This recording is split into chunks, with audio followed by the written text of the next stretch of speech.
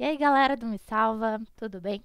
Então, nessa aula a gente vai continuar o estudo do nosso One Way à Nova, começando por um exemplo facilzinho, tá? Tranquilo. A gente não vai resolver ele inteiro, mas é importante saber como é que ele vai se desenvolver para a gente poder resolver como se fosse um caso mais complexo, tá bom? Então, a partir do conhecimento desse exemplo aqui, a gente vai poder resolver exemplos de um nível de complexidade mais altos, tá? Então, a gente tem o seguinte exemplo. Será que a temperatura do ambiente afeta no desempenho de um estudante? Ou seja, será que, de acordo com a temperatura que eu tenho no ambiente, as horas de estudo vão ser diferentes? Ou o número de exercícios que o estudante for resolver vão ser diferentes? Então, é isso que eu quero saber, tá bom? Então, vamos pegar a mesma tabela que a gente usou na aula anterior de temperatura. A gente usou esse mesmo exemplo, tá? Então, digamos que o seguinte, eu tenho aqui essas temperaturas 15, 25 e 35 graus.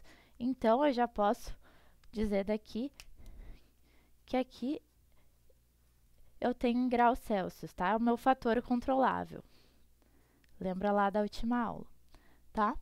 E aqui esses valores, eu posso dizer que eles são, por exemplo, o número de exercícios que eu resolvi numa jornada de estudo, num dia, por exemplo, tá? Então, as minhas variáveis de resposta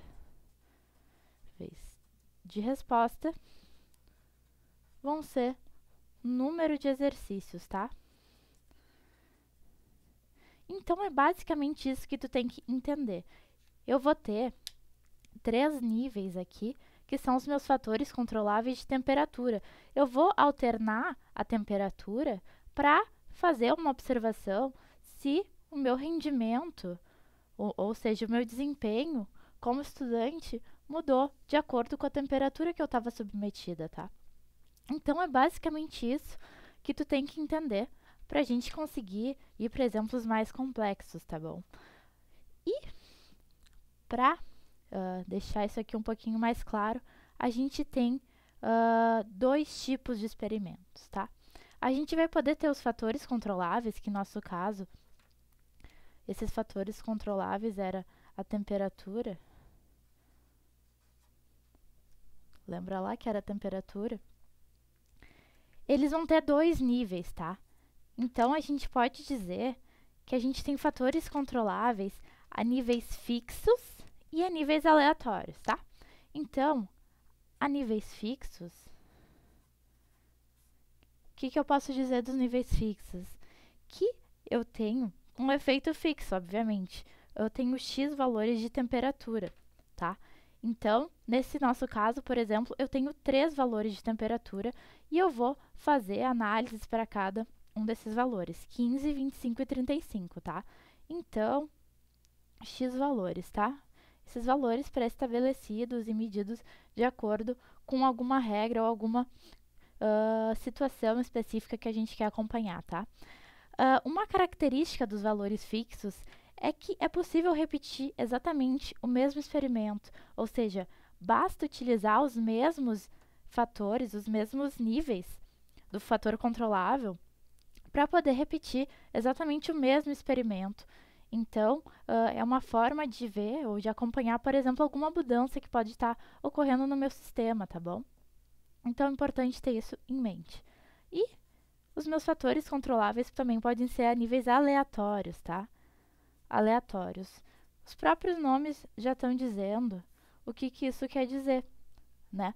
Os fixos eu tenho valores fixos e os aleatórios eu vou ter efeitos aleatórios em cada nível. Ou seja, eu nunca vou poder repetir os mesmos fatores controláveis, os mesmos níveis de fatores controláveis. Porque no exemplo que a gente viu, a gente tem 3 temperaturas definidas, né? 15, 25 e 35. Nesse caso, eu não tenho mais. Um exemplo, eu escolho 3 operadores ao acaso para medir o desempenho dele, ou 3 estudantes, tá? Em vez de ser temperatura, vai ser estudante o meu fator controlável. Eu nunca mais vou ter o mesmo, o mesmo resultado, né? Os efeitos não vão se repetir. Então, efeitos aleatórios, tá? Isso que a gente tem que saber das características dos fatores controláveis, tá? Então tá. Agora, essa parte aqui é super importante, então presta bastante atenção, porque isso vai facilitar bastante a tua vida se tu souber organizar isso, tá? Então é importante saber como que eu vou dispor os meus dados, tá? Como assim? Bom, a gente tem lá, aqui a mesma tabela que a gente viu antes, tá? De temperaturas e exercícios resolvidos, por exemplo, tá? Então, meu fator em graus Celsius, ok. Organizando isso, eu vou ter que fazer algumas continhas para poder resolver o meu ANOVA, tá? Então, vamos aos poucos, vendo como é que isso vai se dar, para depois ir para um exemplo mais complexo, tá? Então, começando aqui. Totais. A minha linha de totais, eu tenho que corresponder ela com a soma de cada um dos meus níveis do fator controlável, tá? Então, somando esses três aqui, eu tenho 36, tá? Esses aqui eu tenho 57. E somando, eu tenho 51, tá?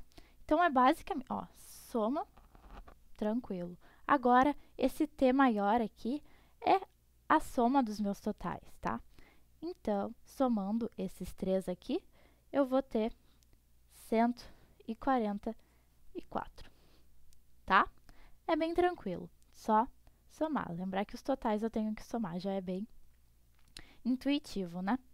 Então tá, número de observações. O número de observações é só eu contar quantas observações eu vou ter em cada uma dos meus níveis, tá?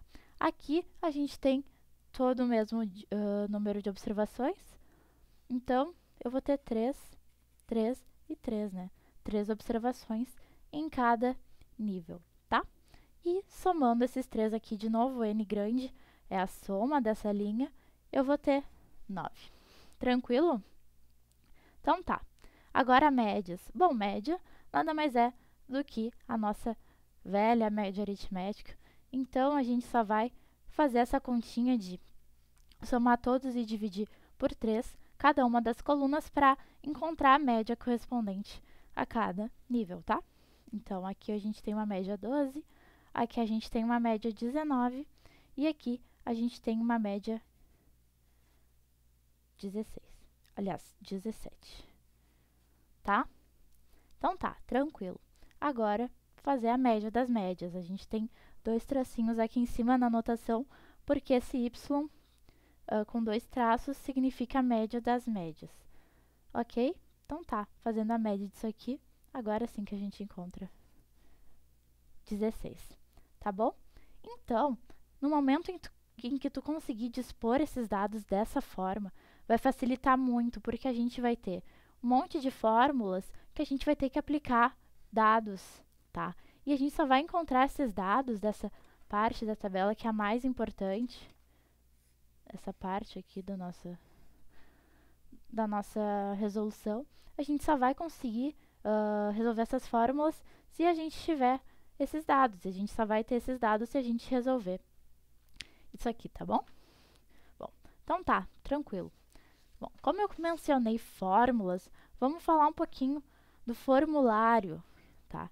Nosso formulário é bem simples, tá? O que que a gente vai ter? A gente vai ter o termo de correção, que é TC, a gente pode chamar. E o que que é isso? É um valor que a gente vai atribuir ao erro, tá? Aos resíduos. Então, o termo de correção vai ser o meu total ao quadrado, o total dos totais, né? A soma dos totais ao quadrado dividido por n, que é o total de observações que eu vou ter na minha amostra, tá?